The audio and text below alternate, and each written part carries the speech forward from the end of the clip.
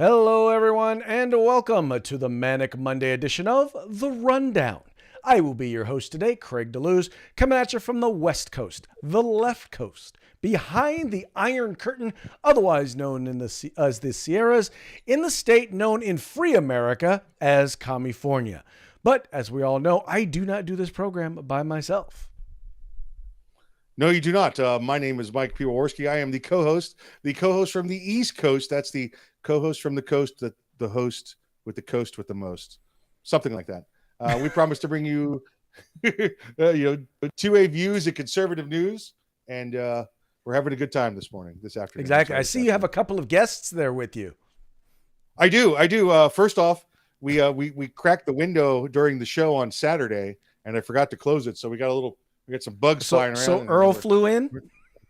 No. Bug zapper. Earl and I left the other day and left the window a little. The door was ajar. Let's say that the door was ajar. So the door was. So we got some little flyers going around in here, and they're attracted to the lights and to Earl's sharp, light, bright personality. So, but yes, I have a guest with me. As a co-host, I have a co-host today. Bringing up the rear. There you go. Well, I'm going to need you to scoot a little closer to Mike so we make sure we get you in the picture. Do I have to? Oh my gosh. Unless you only want to show half yourself. If you're going to do that, then make sure it's your better half. Fine. There you go. Look at you. There you go. Looking pretty. So how was the weekend, gentlemen? Not long enough. But when are they ever? Got one. Is it ever? Wow, I heard that thing zap. I got one. Folks, that's what happens when you broadcast live from Florida.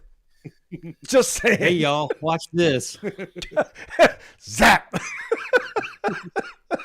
I charge it up, too. I got to go. You do realize that PETA is now probably going to try to have our show banned for violence against flies, right? Oh, hey, PETA, he's a nice guy. Don't worry about it. Peter's a nice guy. He's a nice guy. Peter Parker. He's a Spider-Man. He's a friendly neighborhood Spider-Man. He's from Queens. Spiders kill bugs. It's okay. It's okay. Oh man. So folks, I gotta tell you before we get into today's we choose news to hang out stories- with him. What'd you say? Just think, we choose to hang out with him. You know what we do, because it's honestly, it's like junior high school humor. And it's like you're almost ashamed that you laugh, but yet you can't help it. Exactly. You can't. So it's like, sophomore. It's funny. I know my role. Yeah. So just so you guys know, it was a trip trying to look for stories for today to talk about today, because there was just like, it was like, what was there really like seriously of importance and interest? So we decided that we're going to go with interest as opposed to necessarily important. So while I wouldn't call most of today's news like, breaking, earth-shattering news, they definitely each have some sort of an interesting component, wouldn't you say? Yes, they do. They each do. And just for those listening, if we're getting a little sound difficulty here, it's we're on the new system today, Craig. The old system finally gave up the ghost and shuffled off its mortal coil. So we're on the new system. So we're still. Okay. I think I figured out what's wrong with it, but I won't know till tomorrow. We shall see. We'll see once the program is done running. We'll find out. So with that, why don't we go ahead and get into today's news? Now, this first story started off as a story last week, and it was a story because it's about one of the top ranked, I think she was like number 1 or number 2 top ranked, supposedly, ice skaters in the United States, born in Los Angeles, California, California, as we like to call it, and you'll find out why she justifies it. And then it was currently at the time living in San Francisco, California. And, instead of skating for the U.S. Olympic team, she decided that she was going to, I don't know if she defected or just renounced her citizenship, right? But she decided that she was going to she would decide she was not going to go with the United States of America, not to be a part of our team, and decided that she was going to basically ice skate for the for the Chinese Olympic team. Now, Mike, here's the thing that is actually such a trip about that is that, well, she went and she decided to do it. And, well, it didn't work out too well for her. In fact, first of all, she went out and she fell not once, but twice, right? Came in dead last in her first event. Ice skating for the Chinese Olympic team. And has summarily, first of all, she was already being mocked unmercilessly by the Americans for basically giving up her American citizenship to compete for them. But then on top of it, now you have the folks there in China who are coming down on her. Basically, like, maybe you should learn to speak Chinese before you start trying to comment on Chinese media about skating for the Chinese team. Anyway, I'm normally not one for kind of bashing on a 19-year-old for making stupid decisions, but when you make an epically stupid decision like this and then it backfires, in particular when you do it as in an anti-American fashion as she did, as far as I'm concerned, little Miss Gen Zer, you get what you get. You don't throw a fit. What was her name? What was her first name? Let's see. Her name was, if it fit probably would work. So her name was Zhu Yi, right? That wasn't her given name. That was the name she changed it to when she renounced her U.S. citizenship in order to compete for China. Gotcha. So Zhu Yi is now her name. Gotcha. Okay. All right, I got two stories to go with this one. Okay. One, I guess she was not good enough to make the American team. Is that my understanding on this? I don't know that she was. Now, I didn't see where it says that she wasn't good enough. From what I understood, she was one of the top ranked ice skaters in the U.S. So I don't know. Maybe she wasn't. It's unfortunate, but Craig, your own government out there in California, she's out in San Francisco as well. They're teaching people to hate themselves for who they are. No matter who you are, if you have anything fortunate that has come to you, whether you've earned it or it was given to you, that makes you a racist. Remember? So the only way she could atone for her sins as an American was to go to China and become more Chinese by, I guess maybe she should have maybe learned Chinese first, but that, I'm just saying that might have helped. That might have helped some of the backlash she's seeing with the social media. But again, 19 years old. Is that an adult? Sure. Is that a fully developed brain? Not a chance. We all know where we are, and every one of you that's over the age of 30 sitting out there listening to us right now is saying, yeah, at 19, I should have still been home, and mom should have still been making my breakfast for me. Okay, none of you out there were listen. I was off in foreign lands at 19 years old, carrying a rifle for somebody. That doesn't mean my decisions after work were all that smart. Okay. Well, this was her decision at work. Yeah, on an American team doing that poorly, we're going to laugh at you and make fun and maybe cut you from the team.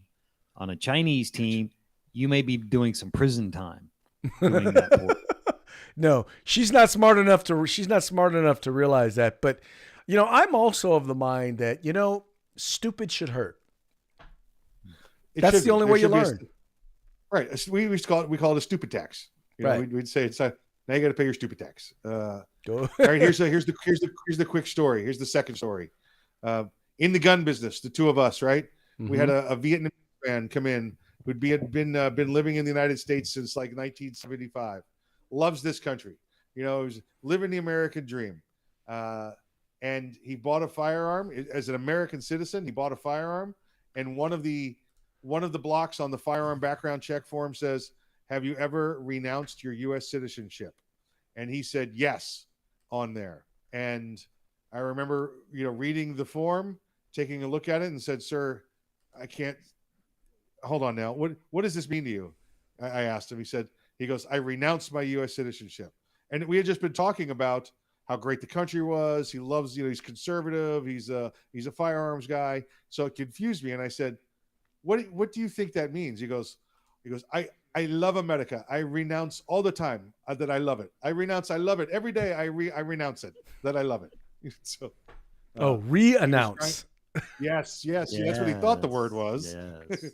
But he got it wrong. See, I don't think you think that word means what it thinks it means. It didn't mean what he thought it meant. Yeah, this whole thing, man, is like I said, I just, it's a lesson that I think the next generation needs to learn. And unfortunately, we don't teach enough about the pitfalls of communism, and in particular, the evils of communism and the places where it takes place. And we definitely don't have the media talking about the evils of communist China and what they do to people. I mean, for the most part, most of the people who are competing on their team are, I'm not saying they don't want to be there. I'm just saying it's not like they have a whole lot of choice as to whether or not they're going to be competing or not. Put it that way. Listen, we used to teach, we really did. If you think about it, in public schools, we used to teach a lot more about communism. And it was more by example. If you recall, Craig, we'd have bullies walk through the school and they would take your lunch and then they'd throw you down and take half your money and say, okay, you can go now. That's communism. All right. We had teaching communism because they'd throw you down, say, go get on the bread line, and I'm taking half your money too. Goodbye. Yep. Pretty much. That's how it works. Okay, let's move on along.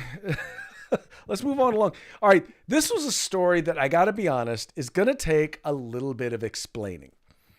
Whoa. You're kind of insulting us already. No, I'm not insulting you. I'm just saying that it's not real obvious why this is an interesting story. It's like, hey, Mike, Earl, get a pen, get some paper. No, actually, take a little bit. So, all right, for those of you who follow the NFL, which is number one reason why Mike has no idea what I'm talking about, because he doesn't watch the NFL because he's a commie. So he doesn't watch football. So the Miami Dolphins, by the way, are currently, so they fired their coach, Brian Flores. He had a record this year of a little over 500. So it was like 56% wins or whatever. Anyway, they wound up firing him. He's black. He's now suing the NFL because he feels like he's not being treated because he got fired, number one, for being, for a team that was slightly above average, made or average, and didn't get good prospects to hire. Well, he was fired by the Miami Dolphins. The Miami Dolphins then turned around and they hired another coach. And this coach is a gentleman named Mike McDaniel. Now you're wondering, why is this a story? He's the head offensive coordinator for the San Francisco 49ers, was known to be a very, very popular pick.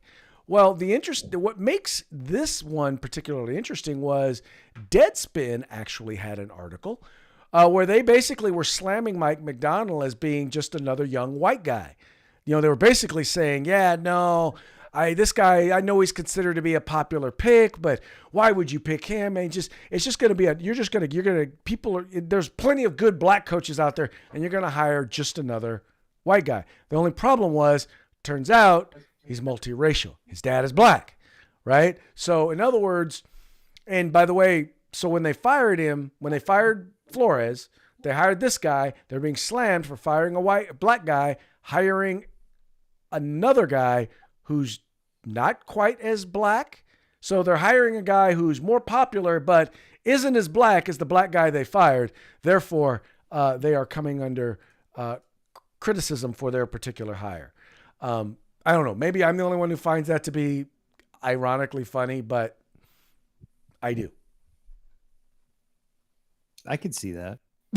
But I also look at society of, why is the race of the coach for the team even coming into play? What's this coach's record? How many wins? How many losses? Okay, he's doing well. Let's hire him. Doesn't matter race, creed, ethnicity. Does he win or does he not win? Exactly. Here's the thing. I can see if you are seeking to lock someone out and you are just saying, we're not going to hire them because they are black or because they are Latino or because they are gay. There's a difference between that and saying that we have to have a perfect proportion of coaches that represent, the makeup of the league or the makeup of the country. It's like, come on now. There are a number of different reasons why that is or is not the case. Why not just hire the best candidate for the job? Because in the end, I really don't care as a Dallas Cowboy fan what color my coach is, as long as he's winning. When we're not winning Super Bowls, and we've had a whole line of white coaches who haven't won Super Bowls, I'm like, okay, so clearly hiring the white guy doesn't just make it happen, right? Exactly. So Right, he's got to wear a hat. right. He's got to wear a hat. And by the way, we also know that just hiring the black guy doesn't work either. I think there's one Latino. I think Ron Rivera is Latino, right? I don't know. Who? Ron Rivera. I don't coach follow of the Washington NFL Redskins regularly either because of reasons The like point this.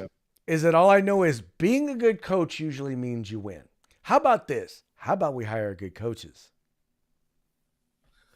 Listen, that sounds good. I mean, I'm confused just because I don't know why Ryan Reynolds has anything to do with this, or the Mike McDonald, the singer. I don't know. Well, that's okay. So, either of them and this is one of the things that bugs me about Fox is they always have these stories. You said Deadpool. Yeah, you said Deadspin. I thought you said Deadpool. I'm sorry. Deadpool. I was trying to figure out why Ryan Reynolds was involved in this. Oh, Ryan Reynolds. No, I said Deadspin, not Deadpool. Gotcha. Deadspin. He's the one that can come back from the dead. Or it's Deadpool. That's still Deadpool. Yeah. Deadspin's like the tornado guy. I have no idea where you're He's going the with tornado. this. Okay. All right. You want to hear my race story? I gave you the Renounce story. Now you want to hear my race story? Yes, let's hear the race story now. So we're at SHOT Show, right? And we're all in an Uber together. And it's me, Craig, and I think it was Chad and Earl. So about as white as you could get in the backseat. Yeah. Now you have to wear your masks in the Uber. And we get picked up. And as we're rolling, I'm sitting behind Craig and I see this billboard that says Vegas's only black owned cannabis. Cannabis plant, right? Yeah. And I remember thinking that's kind of an odd qualification. And I think Craig thought it was an odd qualification about the same time because you said that's kind of an odd qualification. What does that have to do with the quality of the weed? Right. And we all kind of laughed. And then the driver, this white driver, said, he goes, yeah, I mean, they're just going to mess it up, right? Making a clear black reference joke. Yes. And I could see Craig start to do this. Or to turn his head towards the driver. And from behind I went, no, stop. And the driver said, he goes, wait. He goes, we're all white here, right? Aren't we? There's other races here. Is there? And Craig I look totally white. And again, I went again and I hit him to not say anything. And Craig finally couldn't help himself. He said, well, maybe not all white, or something like that. And then the driver just shut up the whole way. He didn't say another word. He was embarrassed that he tried to make a racial funny. Wait, hold on. Mike was trying to get like a Dave Chappelle moment, but behind the scenes of racism. Moment. No. Listen, this was just pure. Listen, look at Earl and I. Listen, you don't get much more white in this room than this right here. Okay. We listen, we don't have any Johnny Walker Black in here. I mean, that's how white we are in here, right? Well, we do have Jim Beam Black. Yeah, we do have Jim Beam Black. We drank it all. That's the only reason it's not in here. The empty bottles here. Don't get me wrong. So Craig, you kind of let it out that he might be multiracial. The guy didn't say another word the whole time. We got out. We're standing there on the side of the road. And I went, way to go, Craig. Way to go. That guy, because if that guy thinks we're all white, we ride for free. All right. That's how white people treat each other, Craig. We get rides for free. You may be part black, half black, and you're used to paying for it. But, we had to pay for this ride now because you had to let it know that you were multiracial. So we made Craig pay for that ride. You know what, Mike? We are definitely going to be sending you to racial sensitivity training. The worst part is that Mike thinks he's going to actually be teaching the class is the problem. Okay, looks like we lost him there for a minute. So we're going to go ahead and we're going to move on to the next story. Although, okay, so the interesting thing about this next story is it's really kind of Mike's story.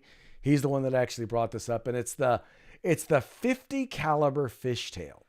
All right, so here's what happened in Florida, and needless to say, if we're talking about Florida, Florida man, yada, yada, yada. That's kind of Mike's shtick. Well, in Florida, there was an incident where a young man who was fishing pulled in what they claim to be two 50 caliber Barrett sniper rifles. So he said he did this on a fishing trip. Apparently, an 11-year-old boy decided to try out magnet fishing with his grandpa in some canal. And with that, he wound up once again pulling up these 250 caliber rifles. Now, if you look at the photo here, you can see that they're not exactly the best. I mean, it's not exactly in great condition. So it's a little hard to see exactly what they look like. They noted in the article that neither one of them had barrels, which is why they look about the length of an AR-15. But anyway, so Mike wanted to pull this story because Mike is under the impression that, number one, that these are not that they are not basically 50 caliber rifles, that they are in fact a couple of AR-15s. Now he noted as evidence, one thing was the fact that they have, one of them has, you can see clearly, what appears to be a pistol grip, which you would find on an AR-15. Now, mind you, I have seen Barrett's. In fact, I sent him a photo of one that actually also had a pistol grip. Anyway, so you really couldn't tell. But he also noted that on these also, with the exception of the barrel, which by the way is not there, most of these are aluminum. Most of the parts of it are aluminum. And so therefore, how is he able to pull these things out of the water utilizing a magnet if they are in fact, if basically the main metal part of these particular firearms, actually was not in or is not made of, is not actually made of metal. So anyway, that was kind of what he had to say about that. That was kind of his perspective. I don't know. I'll be honest, and I'll be one to tell you, I'm not a firearms expert. I don't claim to be a firearms expert. He basically said that you ended up with about 2 pounds of scrap metal and 40 pounds of gun, he said. So anyway, I don't know. Once again, Mike is not back. He has not been able to log back in. So I do not know if we unfortunately we will not have the opportunity to have him participate in this discussion. So, oh well, it be what it be. Oh, and now that's what I've got looking on there. Okay, so we're going to move on to the next story. The next story is about Bill Maher. Now, Bill Maher as a comedian has always been kind of funny, but I've never really been into his political shtick, and largely because he's a liberal. But what really got me interested in him lately has to do with how he has actually, as more of a classical liberal, confronted many of his friends on the left regarding their willingness, their out and outright willingness to actually censor and to go against free speech, to end debate and discussion and not really allow there to be any real discussion or debate on issues. And he's really kind of started talking about it when it came to the issue of COVID. Was probably one of the first times you ever got a chance to see him. But he's also talked about cancel culture and all of that. But this was him, I believe it was last Friday or maybe it was over the weekend, where he was talking about really calling out the mainstream media and calling out the left on how wrong they've been. And the whole point of his conversation is not so much, he wasn't calling them evil, he wasn't calling them, deceitful, but he was noting how long do you get to carry, how wrong do you get to be and still carry the mantle of, telling the truth. So here's what he had to say. Time to do what a growing list of countries have done and announced we're going back to something more like normal, beginning with recognizing that what we're doing to kids is unnecessary and horrible, and I don't even like kids.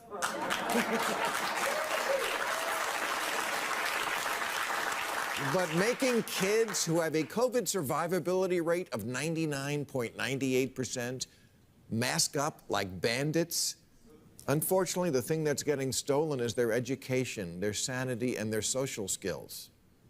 A study this week from a professor at Johns Hopkins concluded that the lockdowns we all suffered through had little impact in reducing COVID deaths. Okay, that's kind of a big one to get wrong.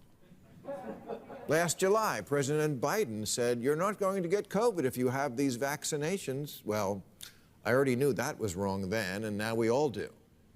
The former director of the CDC, Robert Redfield, believes COVID originated in a lab, and now our intelligence agencies agree it might have.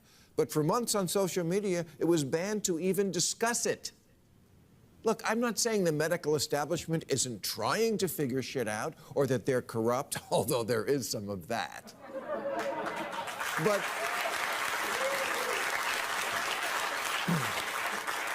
how about just wrong? Wrong a lot. Wrong about HIV, wrong about lockdowns, wrong about kids, wrong about how you couldn't get it if you were vaccinated. Remember washing our packages? And there's never been any research showing that outdoor transmission is likely or common, yet LA County says we're still supposed to mask up for big outdoor events, like we'll be at the Super Bowl. Well, supposed to. It's all theater, watching athletes mix it up on the court and then mask on the sideline, not being able to touch a menu, but watching them touch my food. Maskless at dinner while sitting but not standing. And by the way, if Applebee's really cared about our health, they would make us cover our mouths after the food arrived.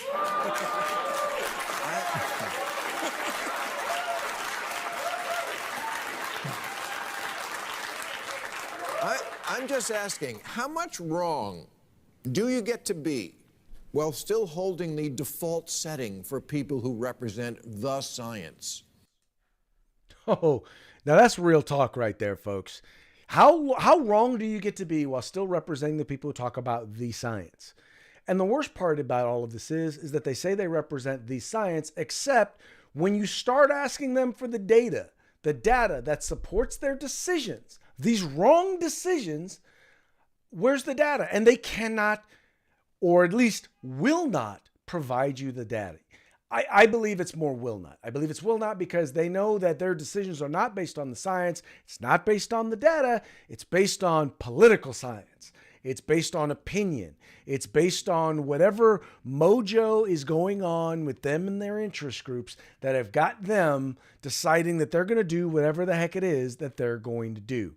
And I appreciate that someone like Bill Maher is actually willing to point that out because, as he notes, this is no longer about a political disagreement or an ideological disagreement. This is about real harm. Harm being done to our children, harm being done to our economy, harm being done to people who are simply trying to pay their bills, people who are trying to live their lives, people who are trying to get an education. And in the end, you have mainstream media, you have academia, and you have the political left all coming together and being wrong, claiming that they represent science, yet ignoring all of the data that is there. Because what's interesting about all the stuff that Bill Maher is talking about now is we all knew it well over a year ago. Well over a year ago, we knew this. In fact, one could argue we knew this a year and a half ago. Much of this we knew a year and a half ago, and yet we still continued to operate as if we didn't know any better. Anyway, so it's nice to see Bill Maher on the right side of some of these conversations. Once again, if you ever watch him, he's also come out a lot against a lot of the cancel culture. In particular, coming against people who want to silence conservatives or, once again, silence people who disagree with them, because not everybody who they're trying to silence is a conservative. Many of them are, in fact, liberals who they're claiming are conservatives.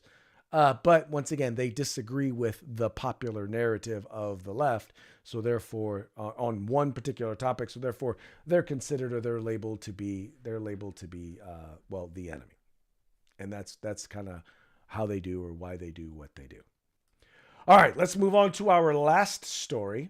Our last story, or not, I'm sorry, not our last story. Let's move on to our parting shot. And this has to do a lot with the cancel culture. We've seen this. We've seen this happen a lot. You guys probably know, or at least you should have known already, because I think I've pretty much mentioned it. We've already here, our show has actually been, our YouTube channel has been taken down.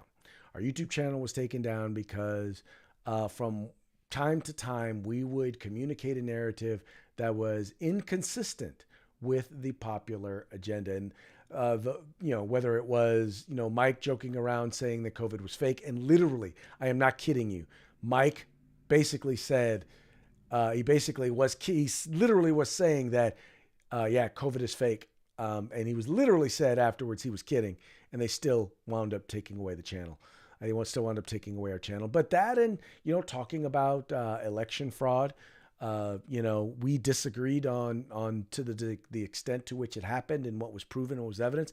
And to have an open discussion and debate about it was too much, because there was one side that he didn't even want being a part of the discussion. Anyway, so they wound up canceling our channel. And so with that, this is more about Facebook, but I believe it's consistent nonetheless. It says, listen and understand that Facebook AI bot is out there. It cannot be bargained with. It cannot be reasoned with. It does not feel pity or remorse or fear. And it absolutely will not stop until you are banned. Yeah, that's, for those of you who are fans of the Terminator, you know exactly what I'm talking about here. But that's what it is. And it's not just, here's the thing. It's not just Facebook. I mean, we're, YouTube, same exact thing. And the YouTube bots have actually gotten worse than Facebook. They are in fact much, much worse than Facebook on a lot of our video content. But you've also got Twitter. Twitter's doing the same thing. Google's doing the same thing, which, by the way, this also happens to be YouTube. But they're all, coming against us. But that's why it's really neat when you see, like, they're going after Joe Rogan right now. They've just removed, if you may not have seen, 113 episodes of the Rogan Experience. Well, you know what? He's already folks from Rumble and Odyssey, I think, have come to Rogan and said, look, if they don't want you, we want you. We'll give you $100 million for a 4-year deal. You can broadcast on our platform, because they know that would bring flat out 11 million subscribers a day. That's how many people download his podcast, either video or audio. That's how many people, 11 million a day. So they already know that he has a huge audience, and they would like to get a piece of it. And Spotify, if you don't want it, fine. You don't want that audience, then fine. Then you know what? There's going to be a lot of people who are going to tune out, because we have the ability to do that. We have the ability to also exercise our rights by not spending our money, not spending our time with you, especially since most of the stuff you have we can get just about anywhere. All right. With that, I want to take a moment now, and I want to thank our sponsors. Thank the folks over at Guerrilla Machining, Grid Defense, and the California Republican Assembly. These are the folks who make it possible for us to be on the air every day. So please do me a favor. Follow the links to their websites, which are in the description to this video. I am sure that they have products that you will like and enjoy. In the case of CRA, I'm sure they have programs and things like that you're going to want to read, that you're going to want to check out, and you're going to want to be a part of. So please support them. Tell them the folks over at The Rundown sent you. Support them as they support us supporting you. With that, that's going to be the end of today's program. We very much appreciate you tuning in. We appreciate you liking, sharing, and subscribing to The Rundown, and encouraging your friends to do the same. We will see you tomorrow on Taco Tuesday. You guys take care.